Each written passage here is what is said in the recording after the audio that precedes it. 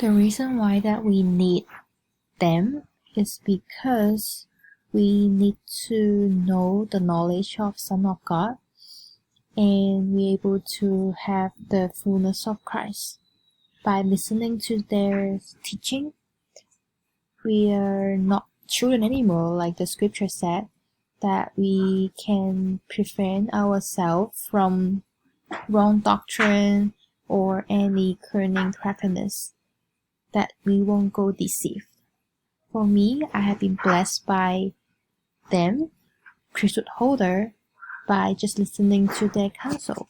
such as the counsel from the prophet every general conference, and even closely the advice from my bishop, that I know what I can do